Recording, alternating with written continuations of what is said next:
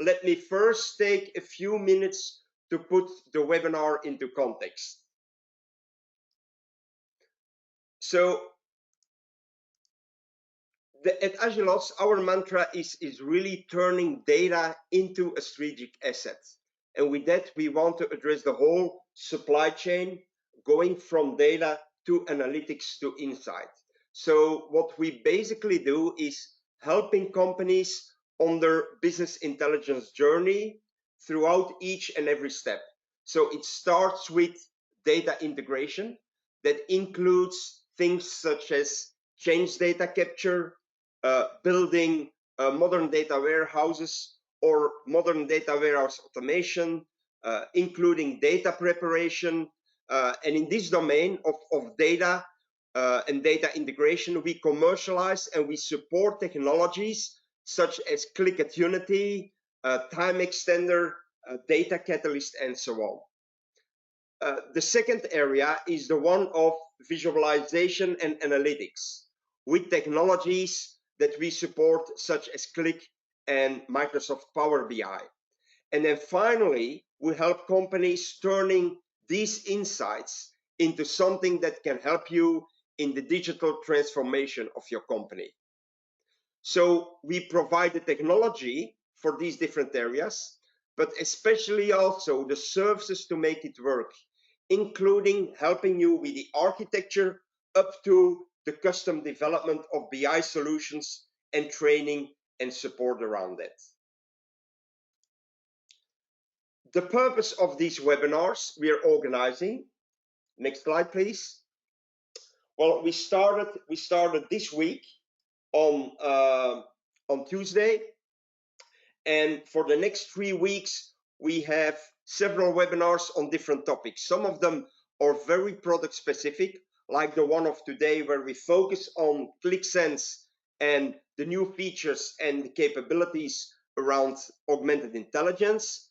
But some other, such as the one next week on Tuesday, is more general. It's about architecting the whole data supply chain and how you can decide whether or not a data warehouse for your environment makes sense in the context of BI and analytics. So I highly recommend the one of Tuesday, which is really about the global picture and how to decide whether a data warehouse in combination with your BI and analytics environment, whether for you that makes sense or not. Also very interesting for Qlik Sense users, and I assume most, if not all of you are, is the webinar of next week, Thursday, which is about Qlik Data Catalyst. That's a new product from Qlik, for which they have now created a special version for Qlik Sense users, which is called Qlik Data Catalyst for QVD, or QDC for QVD, if you want. So if you haven't registered for that yet, please do so, especially for Qlik Sense users, very important, but also if you're using other BI tools. So that is the overview. If you want to register for any of the other webinars, don't go to our website, where you can find the registration links in the events tab of the website. So with that, I want to switch now to Jean-François, and let's talk a bit about Qlik Sense.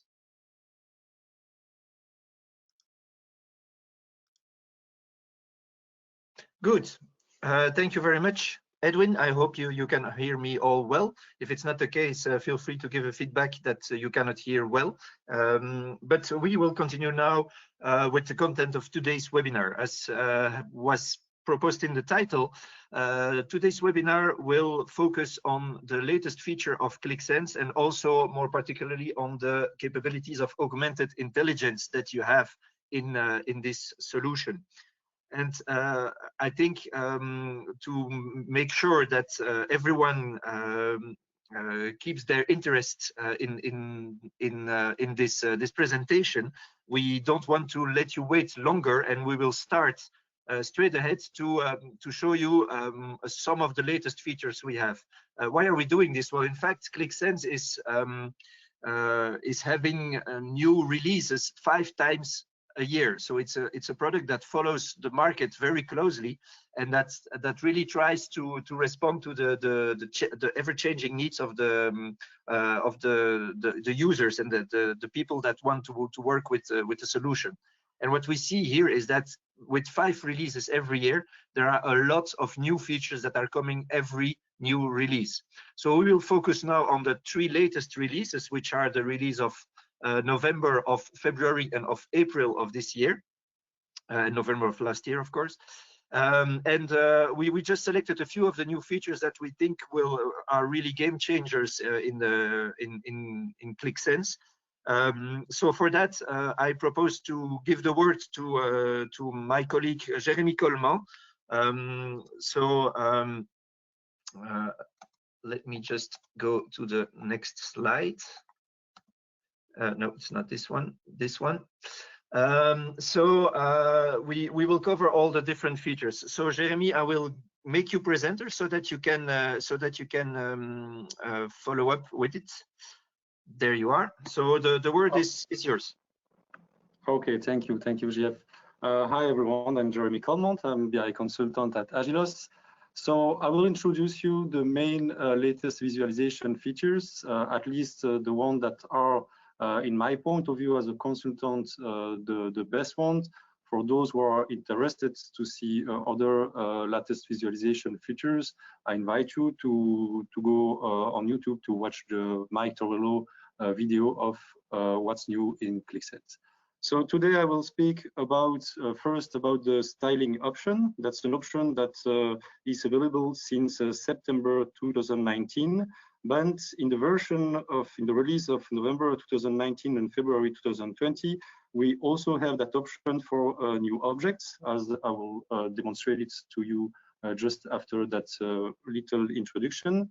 Then we will speak about the modifier option. This in fact the table calculation that helps you to transform a calculation into, for example, an accumulation, a difference, moving average, and relative, as I will show you.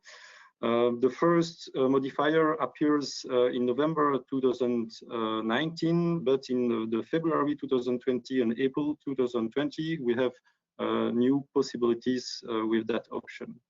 Then I will demonstrate the custom tooltips that helps the end user having more context to a visualization when over on it. And we will speak about the trend line that are now available with the bar chart and the line charts.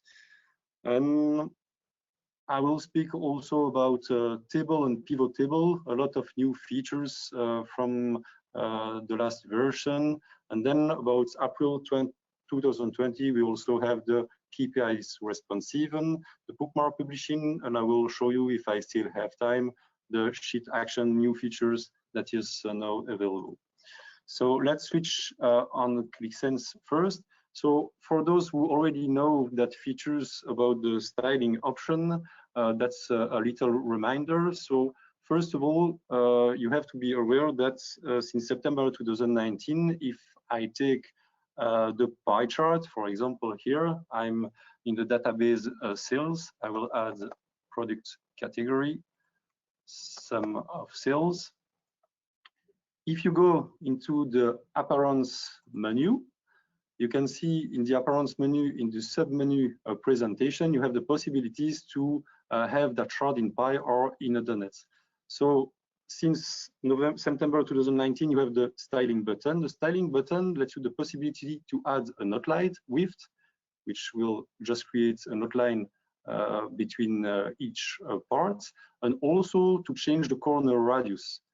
That's really change the way the pie chart is displayed in the visual. That is really more beautiful. And you have the same option, in fact, for the bar charts. So let's do the same for the bar chart. I will take the product category, the sales.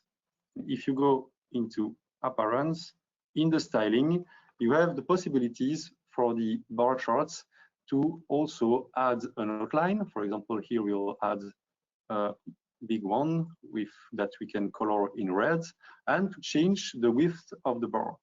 That's new features that were existing until now since September 2019, but in February 2020, the one that is really interesting is that they integrated in the line charts a styling button.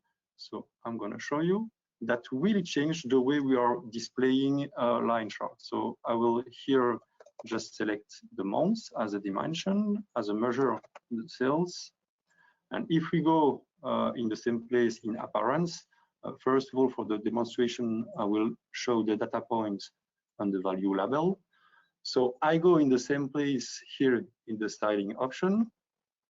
And here what you can do is to change the data point size. So just by clicking on it, you can see that data points are bigger or not. You can change the line thickness just by doing that. But the most beautiful thing that you can do now is to change the line curve. So I can replace linear by monotone, and now I have something that is also beautiful in terms of visualization. And you can decide to let it as solid or as dashed. Another point maybe that I forget to underline in the November 2019 was that styling option available in the table. So if we take a table, for example, here, I will add product category. I will add here as a measure the sum of sales and display the formatting as money. And what we have is also that option that is available in the appearance menu. If you go in the sub-menu presentation, and in the styling option, what you can change, in fact, is the header font size. So here I will say I want it in 25, and you can see that now my header fonts are really bigger, and I can change the color here to put it in red, but I also can change the content font size. So here for the values, I can say that I want it to be in 17, for example, and I want it to be in another color. Okay, so that is also a new features that is available in November 2019. But in the version of February 2020, and I will extend my sheet to have more space. Sorry. Properties, extend sheets, extend the sheet. What we have is the same option for the pivot table. So here I will just copy it. I will add I will change it as a pivot table, convert it. I will add, for example, product. And you can see that these features that was applied from the normal table is now applied to the pivot table. And if I go into the appearance presentation, I can see the button available here.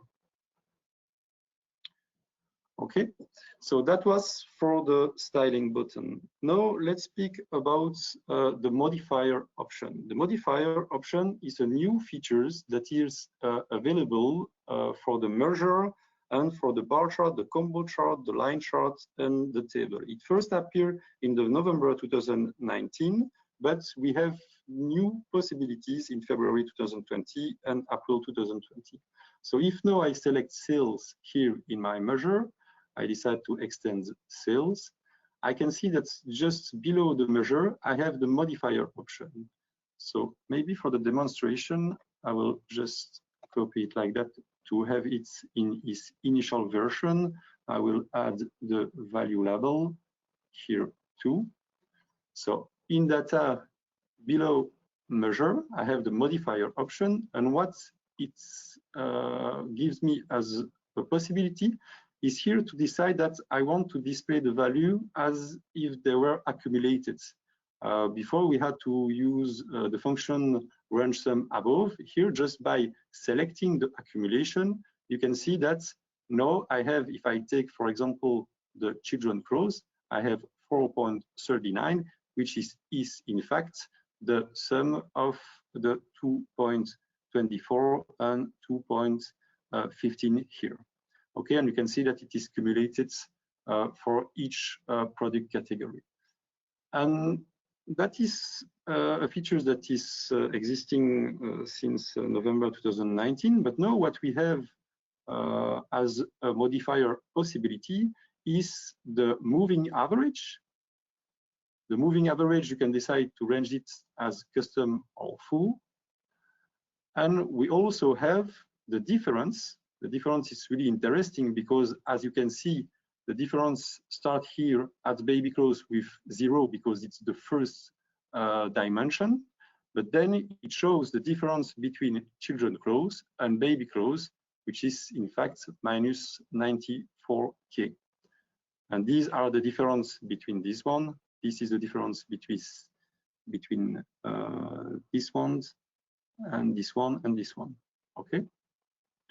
And the last one, the one that is now available from April 2020, is the modifier that led to the possibility to have relative numbers. So if you choose relative numbers, now you have the representation of the data in a percentage regarding its position with the total of the other values displayed in the object. So here I can say I want it to be regarding the selection. And if, for example, I select baby clothes and children clothes, I can confirm it. And you can see that now the percentage is adapted to the fact that baby clothes, the accumulation of the two values is 100%, and baby clothes represents 51% in comparison with children clothes. So that's something that is from release April 2020. Okay, so as I explained for the introduction of the modifier, it does exist for the bar chart, the combo chart, the line chart, and in the table. So another features that I wanted to show you is the custom tooltips. So custom tooltips, if now I just hover a dimension with my mouse, I can see that it represents the value for sales about the dimension main clothes. So that's really interesting. But what we can do now since February 2020 is to add context to the visualization by adding other measure in the tooltips. So for that, if I go into the edit modes, I have to go in apparence, in the menu apparence, and in the menu apparence, at the bottom, you have now just below the axis options, the tooltip option. So if I extend it, I can see here that by default it is basic, which will display only the value of the measure existing in the object. But if I unselect the default option, I can add here other measure. So let's add, for example, cost of goods sold, discounts, and margin. If I go now into the done mode, the end user mode, I can just hover, for example, here, the sportswear, and you can see that in the tooltip, you have the values for other measures. There is a limitation about this tooltip. You cannot set expression using total, or it doesn't work with object charts that are using calculated dimension. That's the only limitation existing, but it does exist also, for example, for a pie chart. So if I select the pie charts, I can go, oops. Normally it should, sorry for that, but in the line charts, it should exist too regarding the information of Qlik Sense. So let's continue about a new feature that is, I think, really interesting to better understand the values that are displayed, is the trend line. So I will just here use a new sheet, maybe copy my previous line chart that I used. I will paste it here. Oops, just extend it so that it will take the entire view. I will, so the trend line is a new feature that is really interesting. If you go into data, you have your dimension and your measure, and as it was the case for the modifier, you extend the measure, and below the measure, you have the trend line option here. So if I select the trend line, I have as a possibility to add the average, which is displayed just here. But I also have the possibility to change it as a linear, so I can directly see the trends of my data to see that across the time it goes down. I can define that I want it to be second degree polynomial, nomial, to be third degree, fourth degree, and so on. So you have now that features that is existing. You can change the color. You can define that you want it to be dashed or not, and so on. So that's a really interesting to have at that. I hope that in the future release, we will have maybe the p-significative value or the possibility to see the value of the trends. Okay, so that was for the trend lines. Now what I will show you is new features of the available for tables. So for that, I will create a new sheet, and I will add a table. So let's here add the product category and the sum of sales. So that's a master item that is existing. So now in the measure, I will format it as a money format. So first of all, a new features in table is the possibility to duplicate it directly in the table. So for the example that I gave you just before with the modifier, here we can decide that we want to display different values, and we will see it as, and I will change just the master item to say that it is accumulated. I will say like that. I will here add for that one as a relative numbers, and I will display it. Just change to say that it represents the percentage, and that's perfect like that. Okay, so now what I can add in tables is in fact indicators. Indicators is really useful for the end user to immediately attract his attention when watching values in a table. So here in the option, for example, of the sales percentage, you can see that the measure is extended, and at the bottom, what I have is the representation here option that is by default on text, and I will choose to add it as an indicator. And for the indicator, I have the possibility to add a limit. So first of all, let's add the limits, and I will add the limits for the 10. I will say that everything that is below 10% should be, for example, in red. And you can add as many limits as you want. So I will add another one, and I will say that yes, everything that is higher than 15 is really a good value. So I will add that icon and that color. So here I will put it in gray, and I say that it doesn't change anything. So to perform it more visual, we can just let the rounds, but I wanted to show you that icons are available. And so what we can do here is to let, for example, the value displayed or not. So just to attract the attention, or I can also show the value and apply the color to the value, which is really interesting because it doesn't consume so many. It's not too complex for Qlik to calculate it as it is when we are using expression to color things. Another feature that is existing in table now is the possibility to add a URL. So let's now have a look on the product category, and I can go into product category. And here you also have in the representation, do you remember, that's the same option that I use to create these indicators. You have the possibility to add a link, and the link, I will add a link setting as add URL.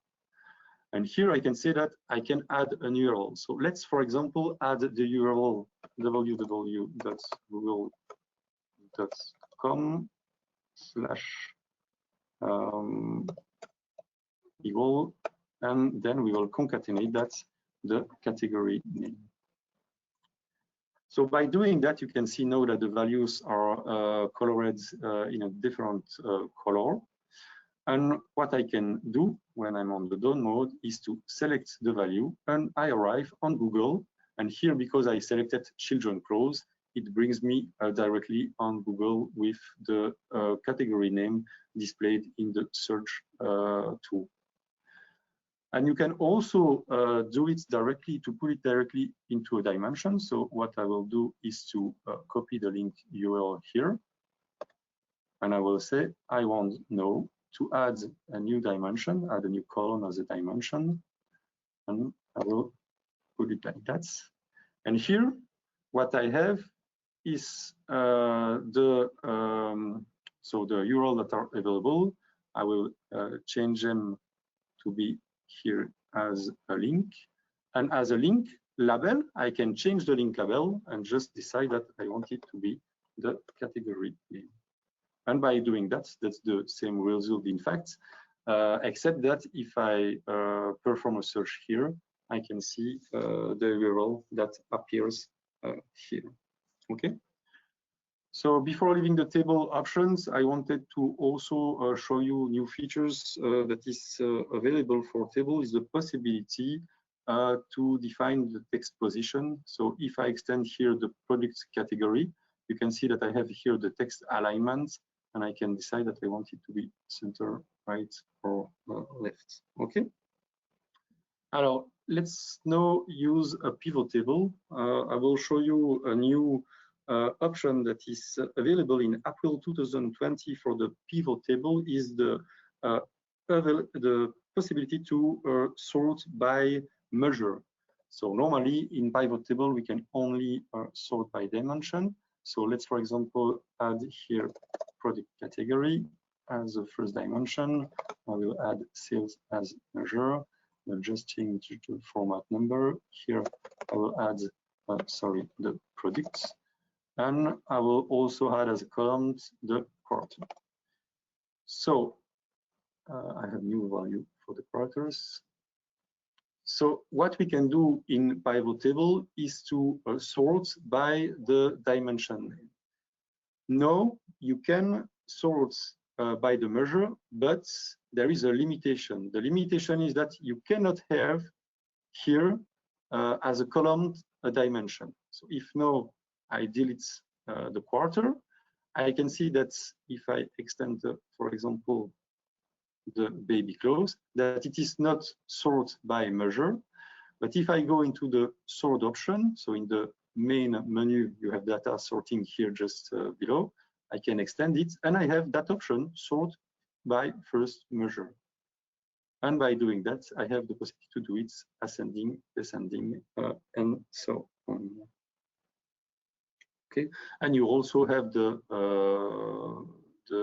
text alignment that is available for the table indicators. A new feature that is also really interesting about the release of April 2020, and we nearly arrive at the end of my presentation, is the new KPI behavior layout. So here I displayed 3 KPIs, and I change in the KPI in the appearance the fact that I want the layout behavior in the first to be responsive, in that one to be fixed, and in that one to be freed. What does it change? But in fact, if I take my responsive, you can see that everything adapts regarding what I'm doing with the object. Fixed, it will stay fixed every time, so the size won't change. which is really interesting if you want to display several KPIs in a sheet, and to be sure that they will have all the same representation. And the fluid will change regarding when you move the object. So I will just end that first topic of today's webinar by explaining you a new feature that is available, but unfortunately I'm using here the desktop version and it doesn't work, but I try it with the cloud. You have now, and I want you to be aware of that, from the release of April 2020, the possibility for end user who is navigating through an application to create a bookmark and to publish that bookmark in a public mode. So the bookmark will be available in the published application for everyone. That is really interesting. And the last point, that is also one that is really nice. If you select the sheets here on the background, you have the sheet properties. And in the sheet properties, you have a new button that is the action option. And the action option lets you the possibility to define an action. For example, here I want to say that when navigating to a sheet, I want clear all selection. So if I do that, I will just go somewhere to perform some selection. Okay, in that one maybe to select the country. So if you see what I do, no, I just navigate in another sheet and everything was automatically unselected. So that's it for my parts. I'm gonna let's know the hands to Jean-François for the next of the presentation. Jean-François.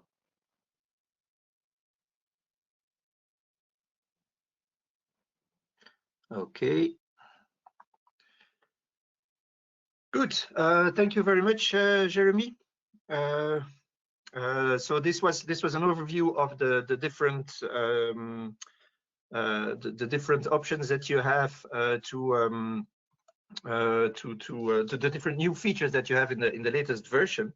If you want to try that out for yourself, so that you would like to get, for instance, a feeling from yourself, what you can do is you can also go to the demo website of Qlik, where you can actually experience the latest versions of Qlik Sense and the latest features through a real life application. So don't hesitate to have a look at that location on the demo website, and it will give you a better insight also on the new capabilities of Qlik Sense. Now we have some time left, so I would like also to focus on another aspect of Qlik Sense, which is the augmented intelligence. Now, if you look at the evolution of the business intelligence market, well, you see that there are several shifts that came into the market. So, and one of the important shifts that we found there is that we are now in a step where we want to democratize the access to data. And the way we can make that possible is by augmenting the intelligence that is proposed by the systems and combining this intelligence with the intelligence of the end user.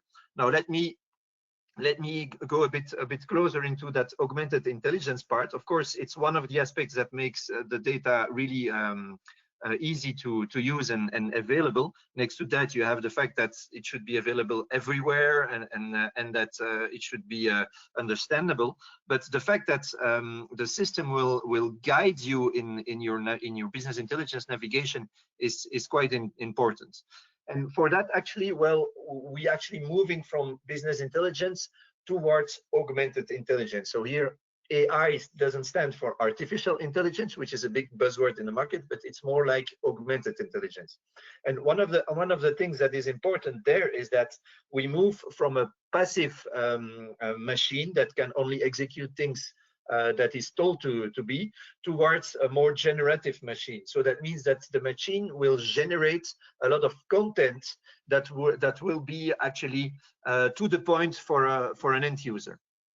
And the important way for this to work is that when we look at the way we work with business intelligence currently, well, we see that 50% of all the queries are actually performed via natural language search. If you go now to Google, of course you type in keywords, but you more and more people start to type in questions, or to expect that when you type a question, the system will be smarter than just by looking for keywords.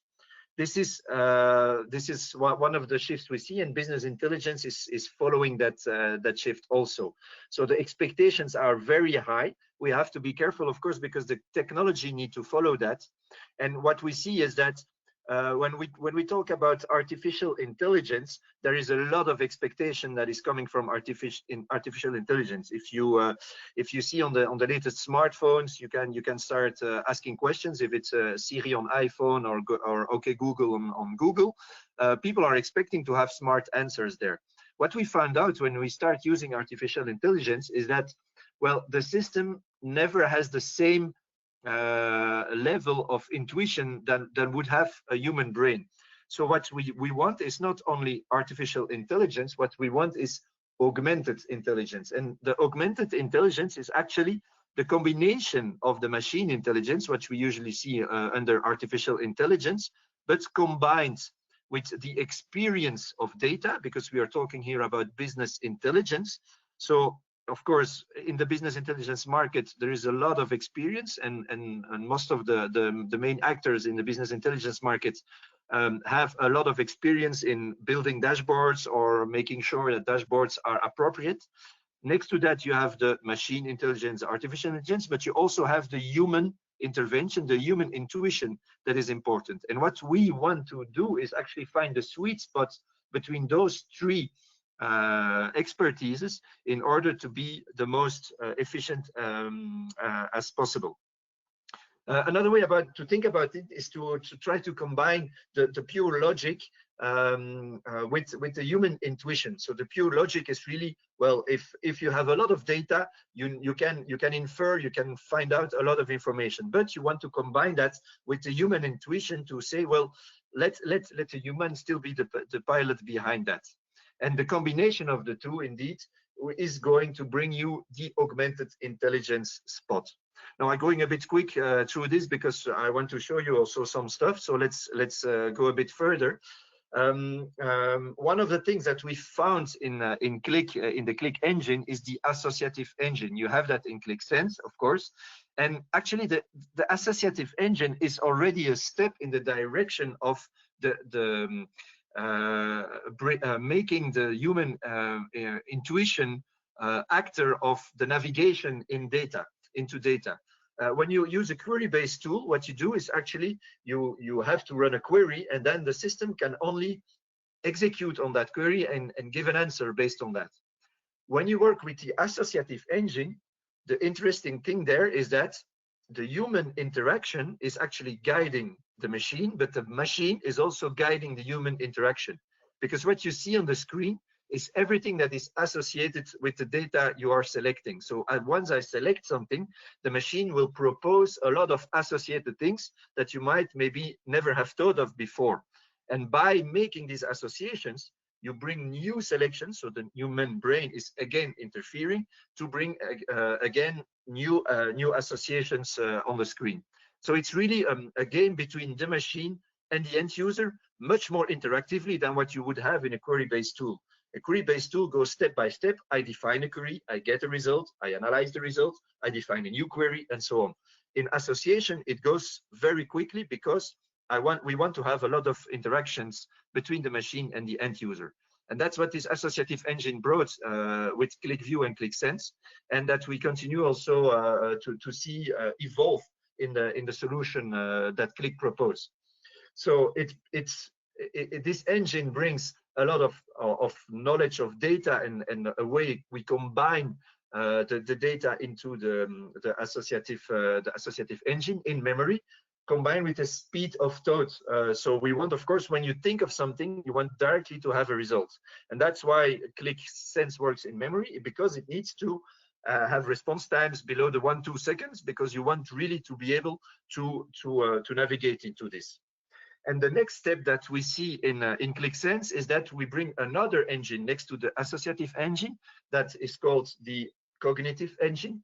And the cognitive engine will actually work with the associations and try to propose, to suggest some visuals, to suggest some analysis steps, to suggest a lot of things. And also it will use machine learning to suggest better things the next time. So it will automate a lot, which makes it much easier for the end user, because he doesn't need to create things in the beginning. The system will propose a lot of things, and also it will learn from how the end user will react to be better and better all the time. That's what the cognitive engine is doing, and it's a bit like combining the pure logic with the intuitive intelligence. You're bringing two things together, and the advantage is that you're now working with context-aware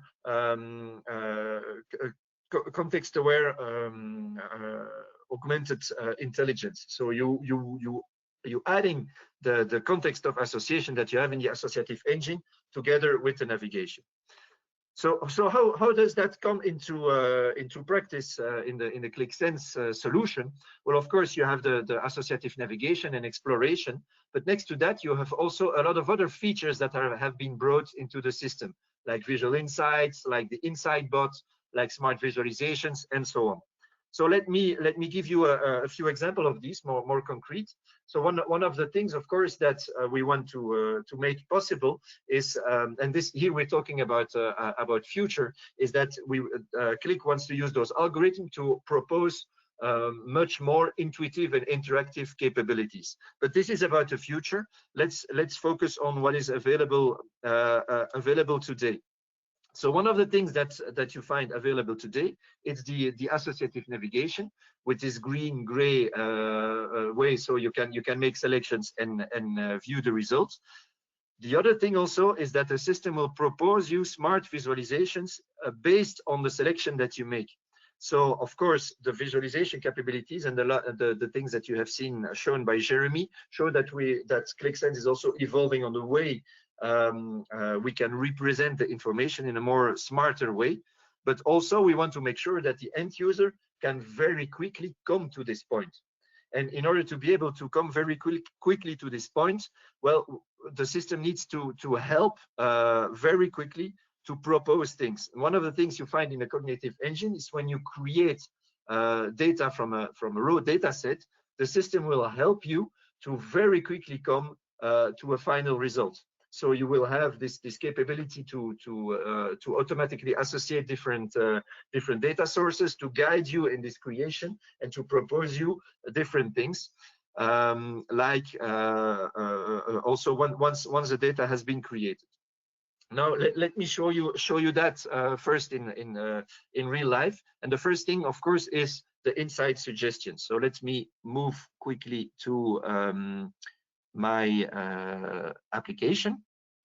So I'm in an application. I created an application, but I don't know what data would be interesting for me. Of course, one of the things you can have. So let me show you the application.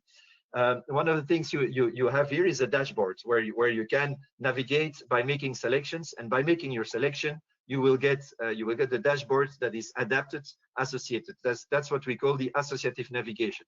We see also that the gray will show what is associated and what is not. Now, if you don't have a dashboard like this, or if the dashboard like that is not relevant to you, well, one of the things you can use is, instead of analyzing the sheet, is to move towards the insights view. So let me select the insights. If I go to the insights, what I have here is a more interactive way to ask questions to the systems. So one of the things, if I don't have a question to ask, is say, well, just generate the insight for me. So by clicking on generate insight, what you see is that the system is going to propose a lot of things based on the data that is already available in the system. So you see here, oh, this might be an interesting chart. So let me add I'll create here a new sheet, and I add this to my new sheet. I see this one would be also interesting to add to the new sheet I've created. Also here, for instance, you have because you don't have many values, it can propose a radar chart. So depending on the type of data, it will propose the chart that is most appropriate. So that's also the cognitive engine in action that is doing that. Also, what you see here is, you see I have sales quantity by state. Actually, this could be interesting, but I would like also to add some other information. So if you look here at let's take here, for instance, the contribution. Actually, the contribution is counting the number of items, but I would more interested in the contribution in money. So what you can do is you can edit this view, and you can say, I don't want this information to be an item count, but I would prefer actually to be the sum of the actual amount. And you see that by making a change in the insight, the system says you have made changes to this chart, so Insight can learn from you. This is what we call machine learning. So if you click on learn, the system will know the next time that it's better to propose the sum of actual amounts instead of just a count. So the system will learn from what you did. And by adding all these components to your selections, to your sheet, when you go back to the actual sheet that you have created, well, you will see the results. And again, you have a direct actionable way to interact with it.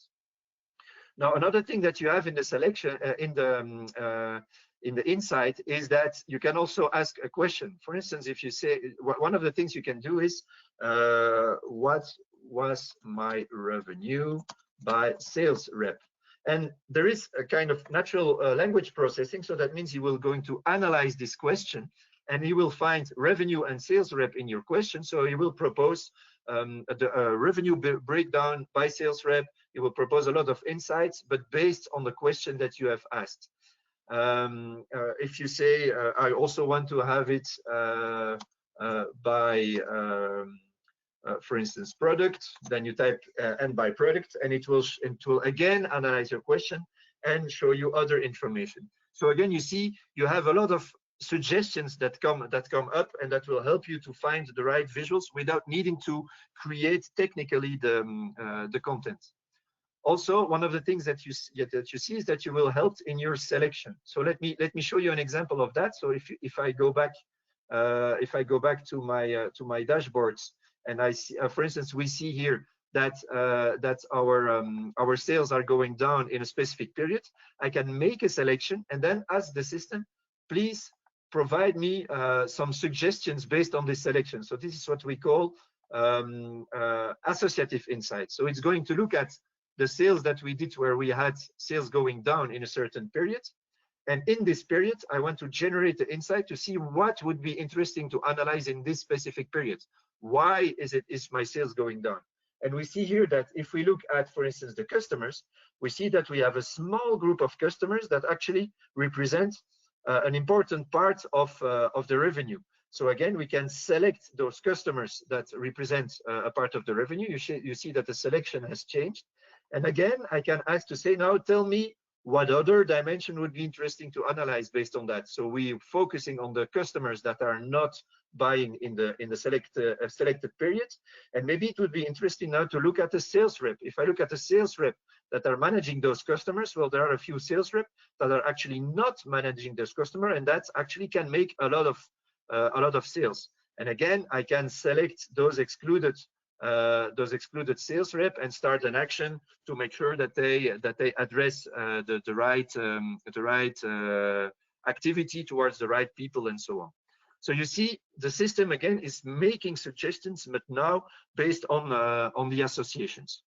Now let me go back to my slides. So I show you how you could make suggestions. That's how augmented analytics can work. The next step is to move towards a real conversational analytics capability. So that means you're going to start to use a solution like the Insight bot that you see here. It can be on your smartphone, so it can integrate with Slack or other chatting Skype or other chatting environments. And actually, you can just ask questions to the system. So how does that work? Well, in fact, you have a small artificial robot behind that is going to answer to your questions. So you type your questions, and while typing your questions, you see the system is going to answer you, to propose you different charts. You can click on those charts and view the details in the same way as you would work in a dashboard. You can hit also you can ask some further question. And why is this possible? Why does this work well? Well, because again, we are using some context behind. So that means that when you start to have a question like this, for instance, the chatbot is showing me a graph, and I see that this graph is showing data from current year. So one of the things you can do is you can say, okay, I'm now looking at sales for the current year, and I would like now to type something to ask some more questions. So how about last quarter? And by asking your question, he knows the context. He knows the context, so you don't have to repeat that you want to see sales by sales rep, by shop, and so on for last quarter. You can even type a message changing again the context, like you would do with association, saying, well, give me also the bar charts by products now, but because you're looking at last quarter, it's still showing you the data for last quarter. And again, you can say now, how about Philadelphia? And this is the same as if you would actually use associative navigation. So if you click on a store name and click on Philadelphia, it will focus and filter. But here you can use this association, but directly with the chatbot. So these capabilities of the chatbot, and also the capability to learn from when you what you do, will bring more insights and more capabilities to the end user.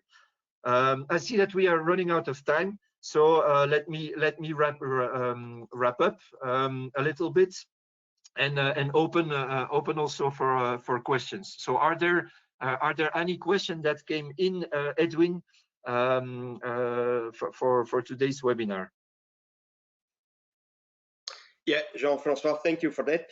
Yeah, we got several questions that are around the same theme. So people say, well, it's impressive the number of new features and so on, but they say what we are kind of missing is best practice on what to use when, because you kind of you lose the how is it, the wood from by the trees. You don't see the wood anymore. And that's a comment we hear sometimes. So of course that's a tough one. So first of all, in our services, we use our best practice with customers. But something to mention as well, which might be interesting for the Qlik Sense users, is that next week we have a training, a virtual training on Qlik Sense visualization. So because of the confinement, we created a virtual training. Instead of 2 full days, it's 4 half days. It goes virtual. So if you're interested, don't hesitate to contact us. And in that training, we share actually a lot of best practice. Like if this is the thing you want to address, this is the best way to use this kind of visual or this kind of feature within the product, because it indeed becomes very, very rich. And then it's up to experience, and that is what we share as well in the trainings. Okay, so unless there is, I see another question coming in. Do you recommend to migrate to April 2020 version or to wait? Is this version full stable? So I'll leave that to you, Jean-Francois, to answer that. Yes, of course. Like every new version, there could be issues when they come up. What I would recommend is actually to do the upgrade and to test the upgrade of your existing application by, for instance, installing a desktop version first of the latest release. So if you install a desktop version of April on one of your machines, you can then start to check some of the applications that you have to make sure that they are still working fine. What we see from our experience is that moving from one version to another on a functional perspective is quite safe.